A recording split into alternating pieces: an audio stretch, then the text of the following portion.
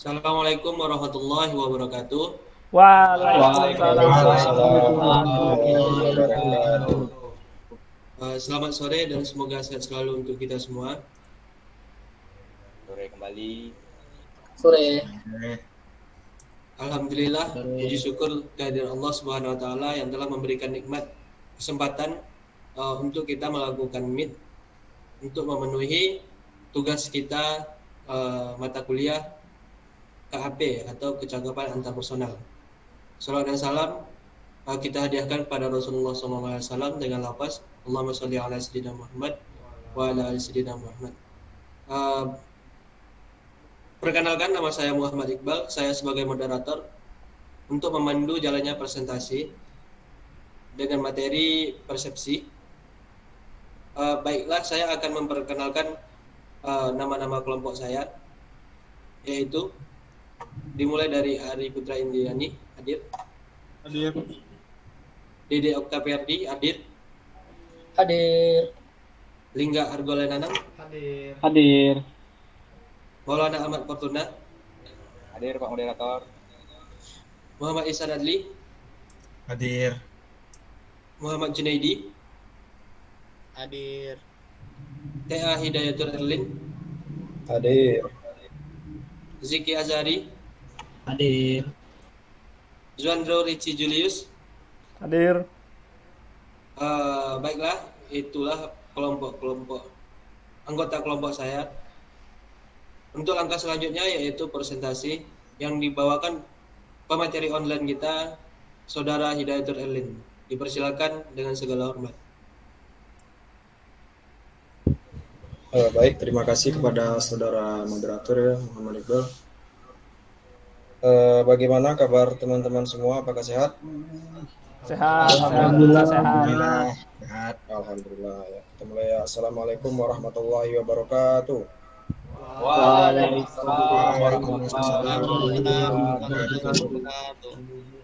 Ya, terima kasih kepada teman-teman audiens semua yang telah menyempatkan hadir pada webinar online kita pada kali ini.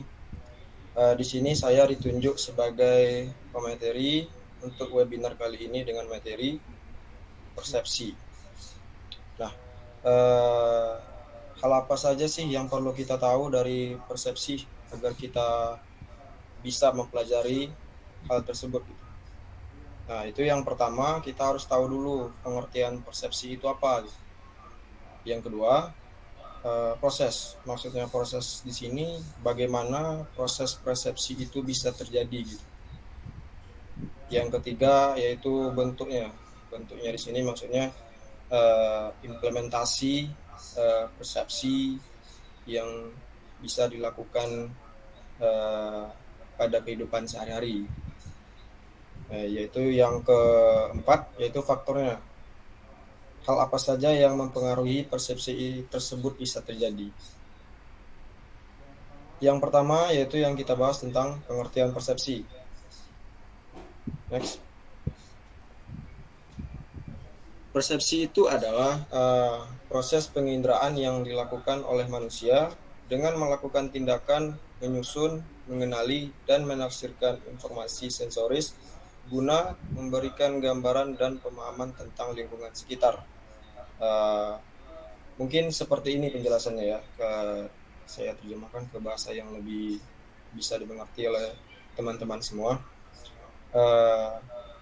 Semisal saya menggunakan indera penglihatan, saya melihat seseorang berdiri di seberang jalan.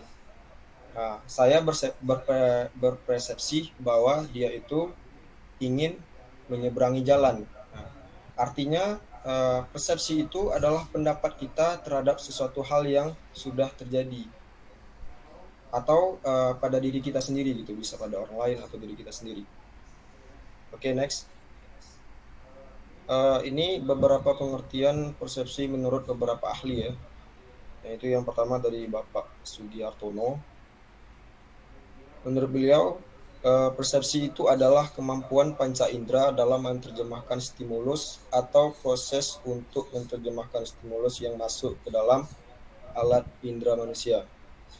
Nah, artinya Bapak Sugiartono ini lebih memfokuskan kepada bentuk-bentuk dari persepsi gitu, implementasinya. Yang kedua yaitu dari Bapak Rahmat, persepsi itu menurut beliau adalah pengalaman tentang objek, peristiwa, atau hubungan-hubungan yang diperoleh dengan menyimpulkan informasi dan menafsirkan pesan. Nah, beliau ini mungkin lebih ke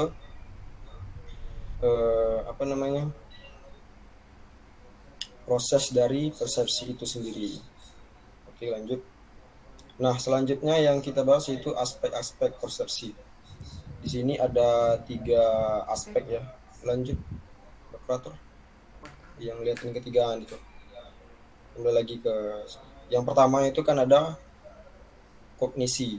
Nah, kognisi itu adalah mencakup pengetahuan, pandangan, harapan, cara berpikir, dan pengalaman masa lalu serta segala sesuatu hasil pemikiran pelaku persepsi. Artinya kognisi ini mencakup ada pengetahuan, yaitu ilmu yang objek punya gitu, orang yang punya, pandangan dan pengharapan. Pandangan itu pendapat seseorang terhadap sesuatu objek. Pengharapan itu harapan dan cara berpikir, terus pengalaman di masa lalu serta segala sesuatu hasil pemikiran pelaku persepsi. Nah, yang kedua itu ada afeksi. Afeksi ini mencakup perasaan dan keadaan emosi individu seseorang terhadap objek tertentu serta segala sesuatu evaluasi baik buruknya seseorang. Nah, artinya seperti ini. Afeksi itu kayak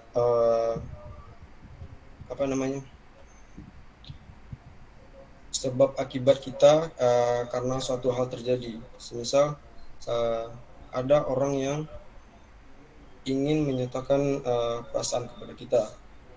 Nah, kita membalas persepsi dengan menolak atau menerima perasaan yang dia ungkapkan.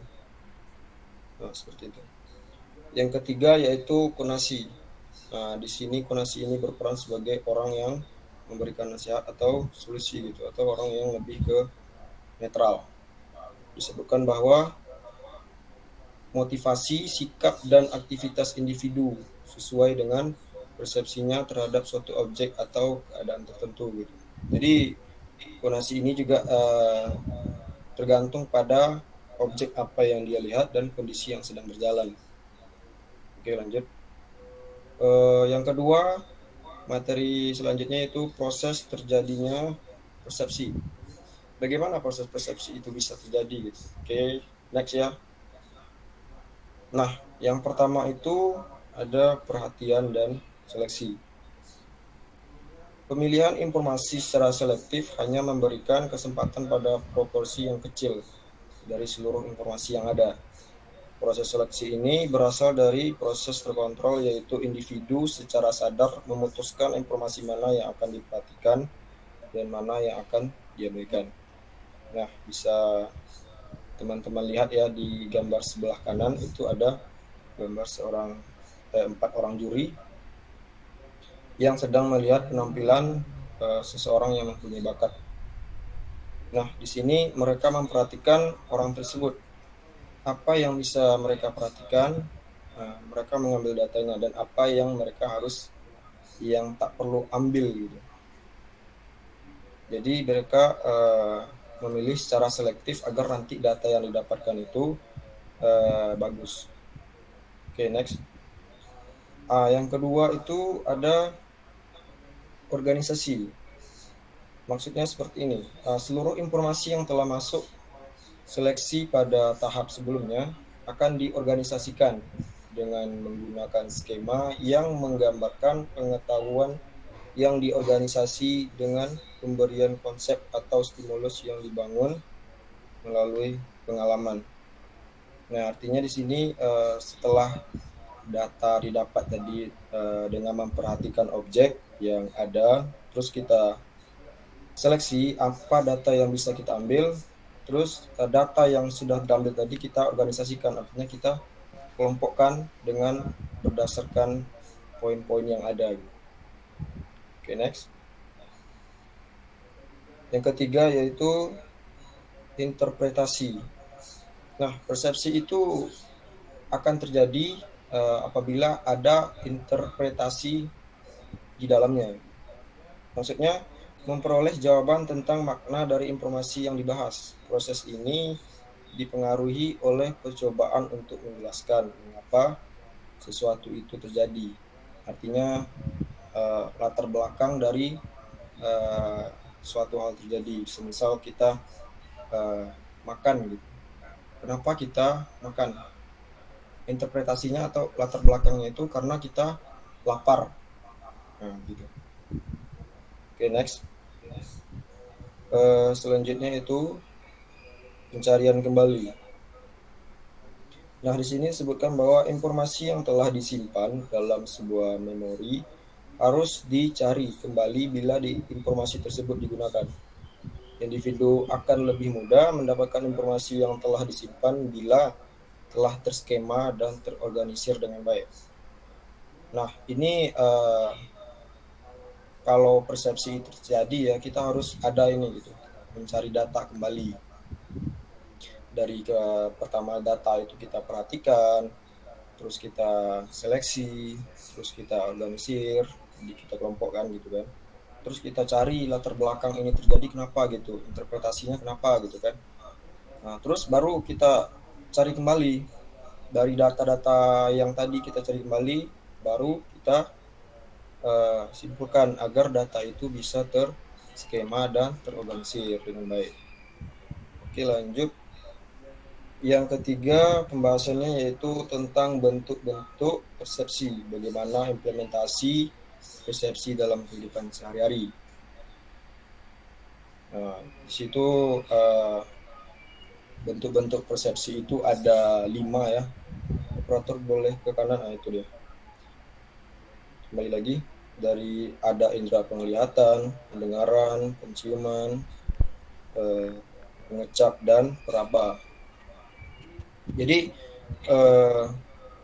persepsi itu bisa terjadi karena bentuk-bentuk ini. Kita melihat misalkan orang berolahraga, lari di tengah lapangan, kita persepsi kalau dia itu sedang bermain bola gitu. Nah, terus yang kalau indera pendengaran, kita mendengar ada suara di masjid. Nah, kita persepsi itu ada ceramah di masjid tersebut gitu. Nah, terus yang ketiga itu persepsi melalui indera penciuman. Contohnya itu seperti kita mencium bau bau kayak bangkai. Kita berpersepsi kalau ada objek yang sudah mati di situ kan, ibaratnya makhluk hidup gitu, yang sudah lama mati. Selanjutnya itu persepsi melalui indera pengecap, seperti kita makan misalkan hambar gitu kan, tidak dikasih garam, jadi kita berpersepsi ini ini garamnya kurang gitu. Selanjutnya persepsi indera peraba, yaitu kulit gitu kan, kayak kita bersentuhan dengan orang, kita mengira dia itu mau menyapa kita gitu, dengan tindakan yang dia lakukan itu menyentuh kulit kita gitu.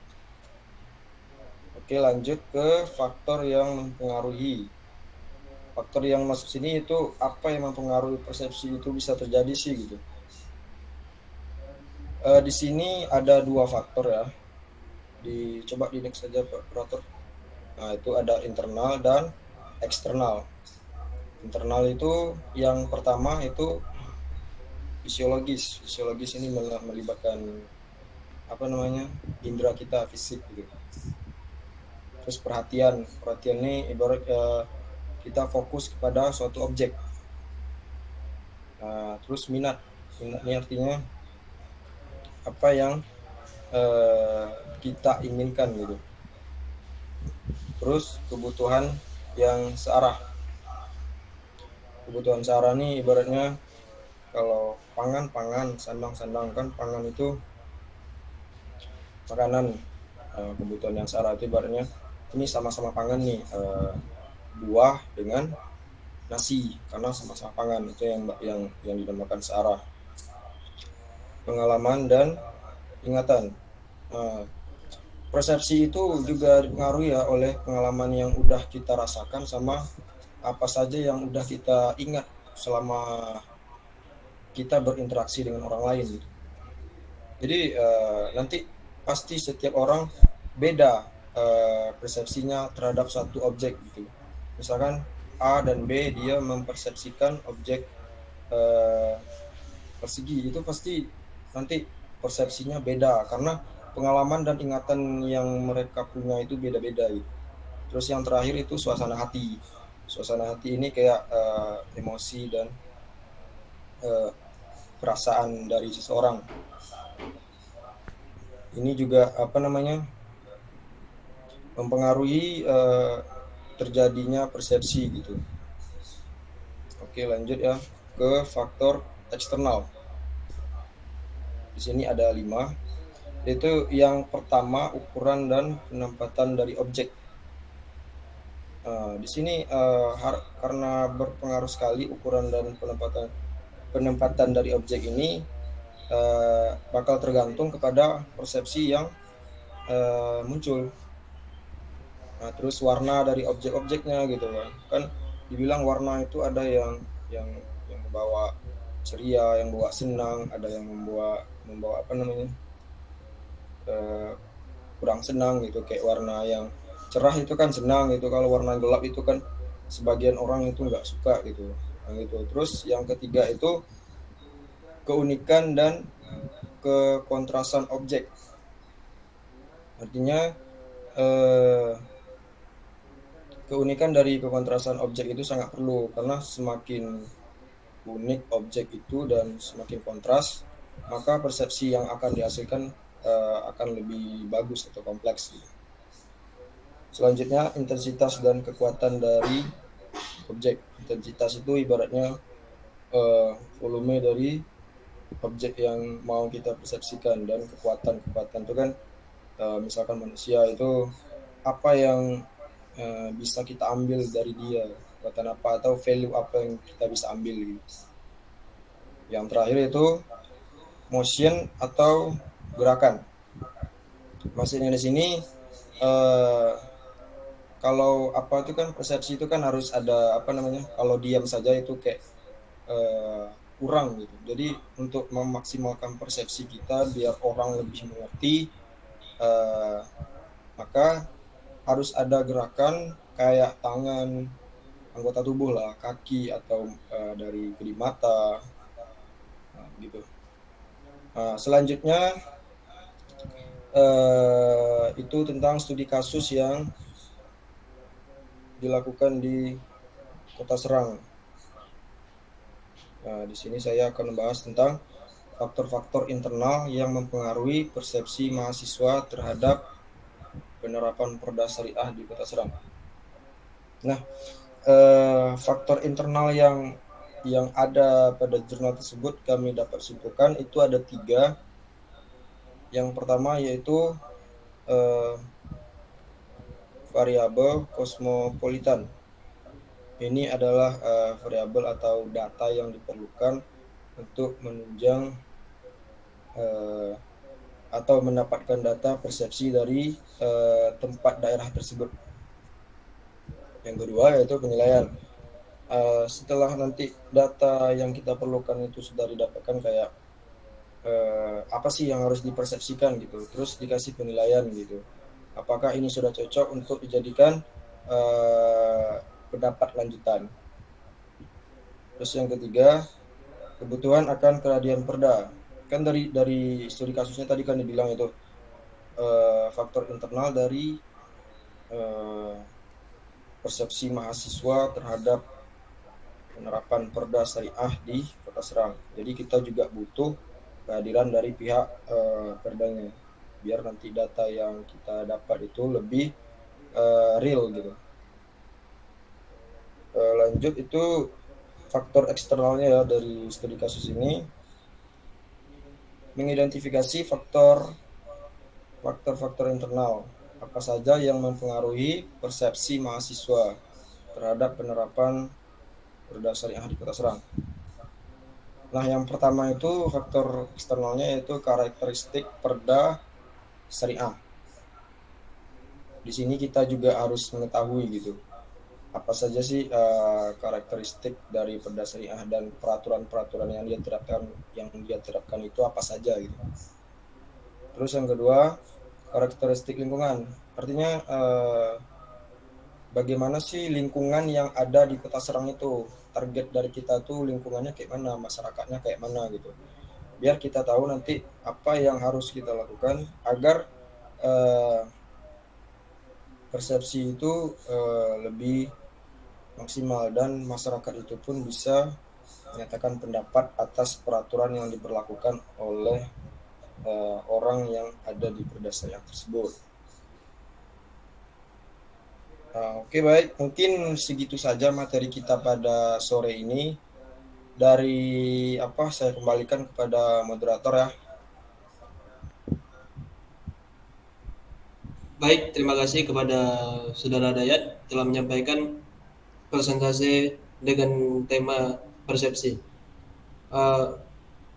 Baik, langkah selanjutnya yaitu sesi tanya jawab. Saya persilakan kepada audien yang ingin bertanya. Saya ingin bertanya, Pak. Saya Pak. Saya juga, Pak. Saya mau bertanya, Pak. Karena terlalu antusias ya, jadi saya serahkan pertanyaan pertama kepada Saudara Dede. Baik, terima kasih. Pertanyaan saya yaitu, mengapa persepsi orang berbeda, padahal sensasi yang dirasakan tetap sama? Nah, cuma itu pertanyaan saya. Terima kasih Saudara Dede.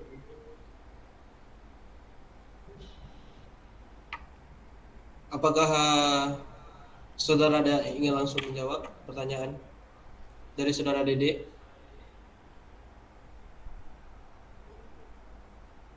Sifat materi tidak terelin.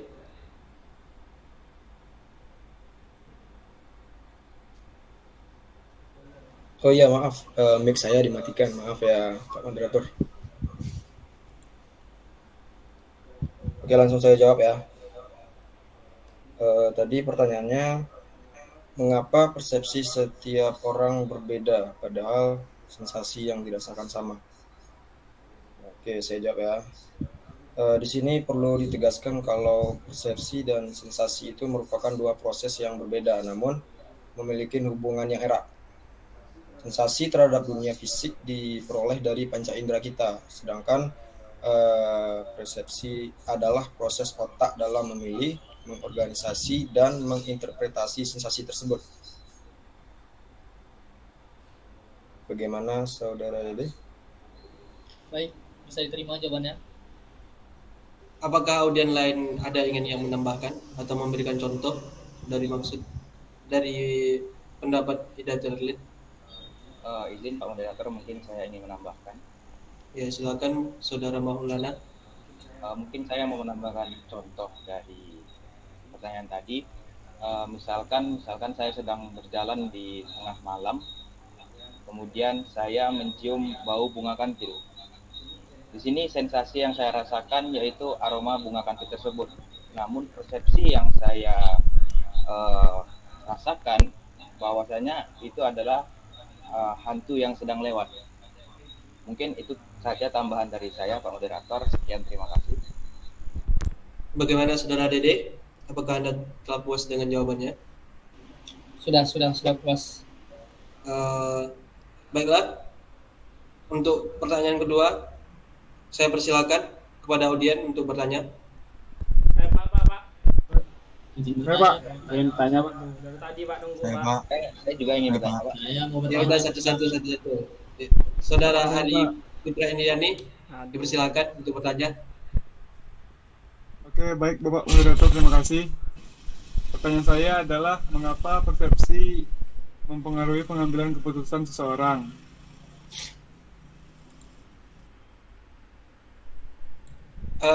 Baik, apakah saudara Hidayatul Elin kepada saudara Hidayatul Elin untuk menjawab pertanyaan dari Putra Ediani. Oke, baik, terima kasih ya Pak Moderator. Tadi pertanyaannya mengapa persepsi mempengaruhi pengambilan keputusan seseorang gitu ya. Ya, Pak. Baik, saya akan menjawabnya. Di sini mungkin tergantung dari kemampuan seseorang mengambil persepsi itu. Semakin tinggi kemampuan seseorang mempersepsikan dirinya atau objek lainnya, maka akan semakin baik pula kemampuan untuk mengambil keputusan dalam menentukan tujuan yang ingin diraih gitu. Bagaimana Saudara Ari? Apakah Anda puas dengan jawabannya? Puas, Pak. Terima kasih. Audien lain adakah yang ingin menambahkan? Cukup Pak, cukup. Mungkin cukup untuk saat ini, Pak. Ya udah, kita lanjut dengan pertanyaan yang ketiga. Apakah ada yang ingin bertanya? Saya Pak. Saya, Pak. Saudara Lingga dipersilakan. Terima kasih buat Bapak. Saya akan bertanya, jelaskan kesalahan persepsi yang bisa terjadi dalam mempersepsikan orang lain. Terima kasih. Apakah audien ingin menjawab? Salah satu dari audien yang ingin menjawab pertanyaan dari Lingga Argolan. Pak, tadi Bisa jawab, Pak. pertanyaannya kurang jelas, Pak. Mohon bisa diulangi lagi. Mohon Saudara Lingga untuk mengulang pertanyaannya. Jelaskan kesalahan persepsi yang bisa terjadi dalam mempersepsikan orang lain. Apakah audien ada yang ingin menjawab? Saya Pak. Izin moderator, saya ingin menjawab. Saudara Izin Yudan, sebelumnya silakan. saya akan menjawab pertanyaan dari Lingga Argolenanang. Kesalahan dan keliruan dalam persepsi itu biasanya kesalahan atribusi, yaitu kesalahan kita dalam memahami penyebab perilaku orang lain yang disebabkan kurangnya persepsi atau persepsi kepada orang tersebut kurang atau tidak utuh. Yang kedua itu efek halo, yaitu kesalahan persepsi yang disebabkan karena salah mempersepsikan seseorang pada kesan pertama. Yang terakhir itu stereotip, yaitu mengeneralisasikan orang-orang berdasarkan sedikit informasi dan membentuk asumsi mereka berdasarkan keanggotaan mereka dalam suatu kelompok. Mungkin itu saja, Pak Moderator. Gimana Lingga? Apakah Saudara Lingga puas? Puas. Jawabannya. Ada jawabannya Junaidi. Terima kasih Saudara Junaidi. Apakah audien lain ada ingin menambahkan? Cukup. Oke, cukup. Kita lanjut pertanyaan selanjutnya. Audien dipersilakan untuk bertanya. Hanya moderator, saya mau bertanya moderator. Saya juga Pak. Dari Dipersilakan tadi Saudara Pak. Zikri. Aduh. Saya bingung nih moderator. Tentang jelaskan kenapa Saudara Zikri. persepsi masyarakat dahulu tentang banyak anak banyak rezeki. Saya ulangi. Bisa diperjelas lagi Saudara Zikri. Jelaskan kenapa persepsi masyarakat dahulu tentang banyak anak banyak rezeki. Baiklah. Terima kasih moderator. Kepada audien, apakah ada yang ingin menjawab pertanyaan dari Zikri Azari? Izin Pak Moderator. Saya Pak. Kepada Ihsan Ali, dipersilakan. Menurut saya tentang mengapa orang tua zaman dahulu memiliki persepsi bahwa banyak anak banyak rezeki itu, menurut saya dikarenakan pada zaman dahulu ilmu pengetahuan dan teknologi belum berkembang seperti sekarang, sehingga mereka cuma bisa mengandalkan pengalaman, penilaian dan ingatan sebagai pedoman mereka. Dan juga pada zaman dahulu orang-orang tua itu lebih suka memakai kiasan, sehingga mungkin kalimat banyak anak banyak rezeki itu memiliki arti tersendiri namun dibuat-buat sehingga itu lebih terdengar sebagai kiasan. Ya, mungkin itu saja jawaban dari saya. Gimana Saudara Zikri? Apakah Anda puas? Saya puas, moderator. Terima kasih kepada Saudara Israeli dan Zikri Azhari telah bertanya dan menjawab. Baiklah, untuk pertanyaan terakhir saya serahkan kepada Saudara Zuandro Rizky Julius. Dipersilakan. Terima kasih kepada moderator. Saya ingin bertanya, pertanyaannya tadi pemateri sempat menyinggung studi kasus. Pertanyaannya, metode apa yang digunakan dalam menyelesaikan studi kasusnya? Terima kasih. Baik, kepada Saudara pemateri, silakan menjawab pertanyaan dari Saudara Zuandro Rizky Julius. Oke, terima kasih kepada Bapak moderator ya. Saya lihat tadi jawaban-jawaban dari audiens itu bagus sekali, kayaknya semangat kali ini. Oke, baik, saya jawab pertanyaan dari Saudara Zuan. Dalam menyelesaikan sebuah kasus pasti ada metode yang digunakan gitu kan. Pertanyaannya tadi untuk kasus yang saya jabarkan tadi yaitu analisis faktor yang mempengaruhi persepsi mahasiswa terhadap keberadaan Perda Syariah di Kota Serang. Metode apa sih yang digunakan gitu kan? Nah ini dia, metode yang digunakan itu ada 6. Yang pertama itu desain penelitian. Nah, yang kedua teknik sampling. Yang ketiga itu populasi dan data. Yang keempat lokasi dan waktu penelitian. Yang kelima data dan instrumental. Yang keenam itu validasi dan rehabilitas instrumental. Yang terakhir itu analisis data. Oke, terima kasih ya. Terima kasih Saudara pemateri. Apakah Saudara Zuandro Rizky Julius puas dengan jawabannya? Puas Pak, cukup. Thank you. Baiklah, untuk langkah selanjutnya yaitu penutup. Terima kasih kepada audien yang telah antusias dalam presentasi online kali ini. Baiklah, kami dari kelompok 2 pamit undur diri. Assalamualaikum warahmatullahi wabarakatuh. Waalaikumsalam warahmatullahi wabarakatuh. Terima kasih teman-teman. Terima kasih moderator.